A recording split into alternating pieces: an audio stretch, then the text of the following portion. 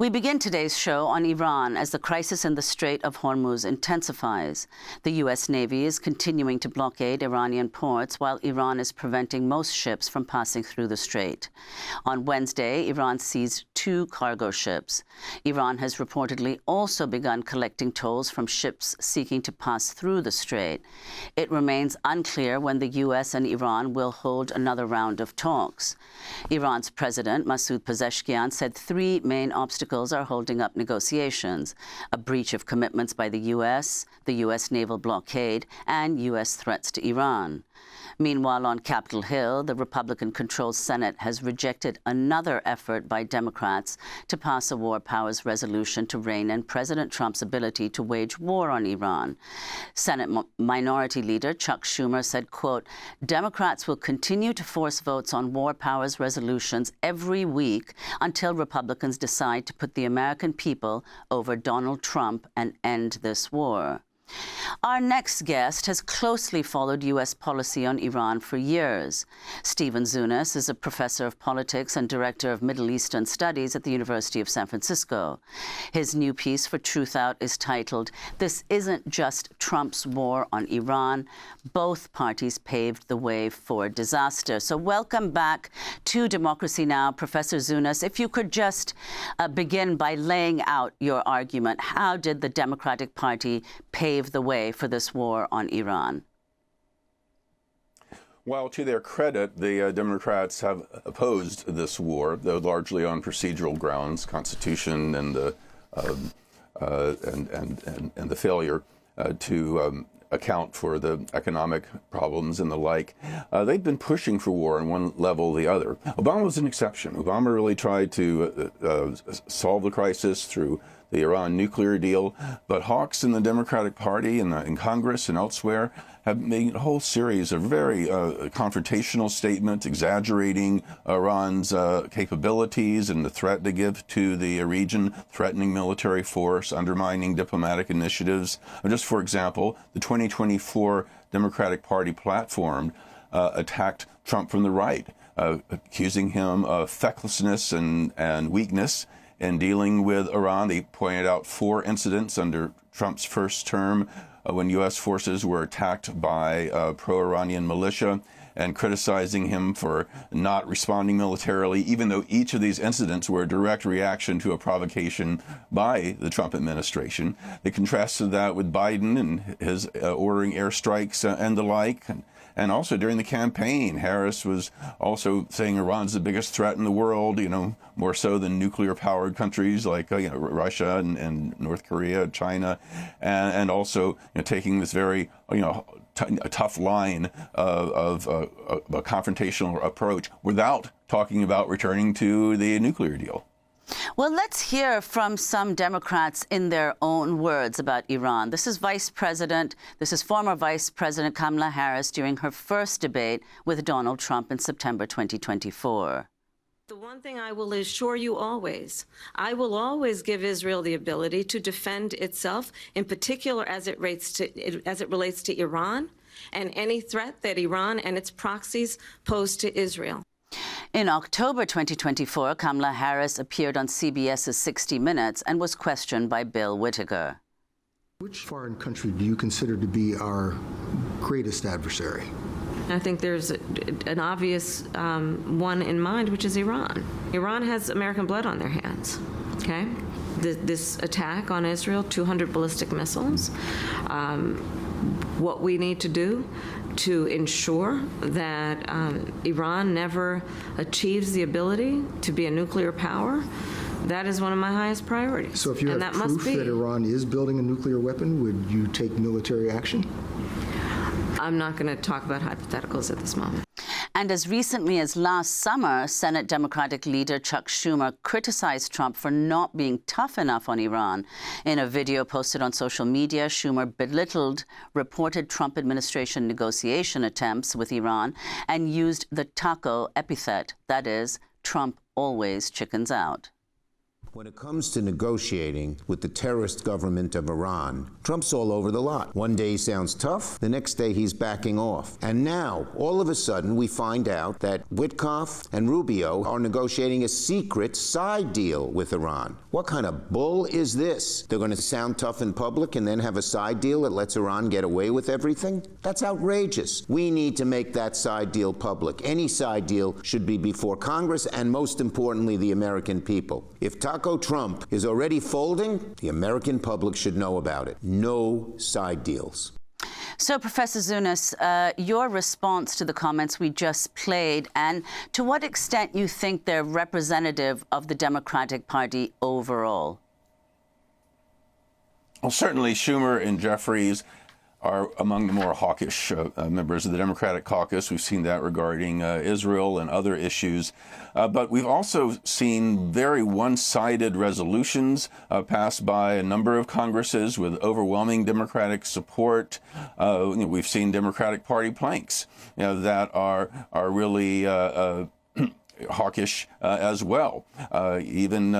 In term, I think of the 2016 Democratic platform says we will not hesitate to use military force if Iran violates the agreement, even though there were already enforcement mechanisms within that agreement that would automatically put sanctions back in, even though it would have taken years for Iran to rebuild their nuclear program. Similarly, in 2011, Congress passed, or the House passed a bill that fortunately did not pass the Senate because of constitutional questions and Obama administration opposition that would have prohibited any representative of the U.S. government from even meeting with any representative of Iran. The following year, there are a series of resolutions saying that there will be no, we will not rely on containment towards the supposed Iranian threat. And again, these are passed by overwhelming bipartisan majorities. I mean, 90% of Democrats. And indeed, there's one that was supported by a resolution supported by every Democratic senator that said if Israel feels compelled to use military action in its self-defense of Iran, we'll give them military and other support. In other words, not just if they're attacked by Iran, but if Israel, even if Israel attacks first. And Professor Zunes, this House vote was considered a concurrent resolution. If you could explain what that means, and then also say what you expect to happen. The federal law requires congressional approval for military actions extending beyond 60 days, and the war in Iran started on February 28th. So we are approaching that deadline. Well, the War Powers Act was passed in 1973 in response to the Vietnam War. It had bipartisan support, in fact, enough to override President Nixon's veto. And basically what it did was underscored what is quite clear in the U.S. Constitution, that only Congress has the right to declare war or authorize military action. I mean, as Commander-in-Chief of the Armed Forces, the President has the power to defend the United States if attacked. I mean, back in the late 18th century, if Congress wasn't in session, so it would take weeks for people to get back to Washington, and so they wanted to give the president the leverage to defend the country. But any offensive military action, it was quite clear it was a congressional prerogative. In fact, the War Powers resolution gives the president more power than the Constitution said, because it gives them these 60 days. But the failure to enact it here is quite disturbing. Now, again, to the Democrats' credit, they are united in large part in support of this. I'm not taking the argument in this article that both parties are the same. I don't think the Democratic president would have launched this war, if not for the moral or legal reasons, simply because they would have listened to the intelligence experts, the military leaders, and others who have said this is going to be a mess. It's not worth doing. But at the same time, the climate that the Democrats have helped lay in these 20 years of hawkish statements and resolutions and the like really made Trump's job easier, and has enabled him to thus far get away with it. And if you could comment also, Professor Zunes, on the significance of 40 Senate Democrats voting last week to block weapons to Israel. 13 of those senators voted to block weapons for the first time. This is significant, and I think it reflects the power of the growing movement in the United States. Not just the pro-Palestinian crowd, but those who just simply, for basic human rights grounds, do not want to give unconditional aid to a country that's engaged in massive war crimes in Gaza, in Lebanon, in the West Bank, and elsewhere. Not to mention, of course, this war with Iraq, because people like Schumer and those Democrats that vote against this resolution of disapproval. I mean, they can't say they oppose the war while at the same time, providing Israel with unconditional offensive military aid. But in many ways, this reflects what we've seen historically regarding Vietnam, regarding Central America, regarding South Africa, Iraq, et.cetera., that the Democrats tend to start with a very hawkish position, but eventually they get pressure from their constituents where they get the message very clear that if they want to be reelected, if they want to have support, they're going to have to side with the anti-war majority and not for the administration's militaristic policies. And Professor Zunes, what about the Iran nuclear agreement, which of course was signed, formalized by the Obama administration? How many Democrats, in your view, now would support renewed, to go back effectively to the Iran nuclear deal? It's hard to say because they haven't been talking about it. I mean, even, again, to get Schumer, Jeffries, and others who are opposing the war, they always say, oh, we should not allow Iran to get a nuclear weapon, really underscoring that point. And questioning the military action, I have not heard them say, let's go back to the nuclear agreement, because not only would that make it physically impossible for Iran to develop a nuclear weapon, while that was in effect, Iran was moderating its policies.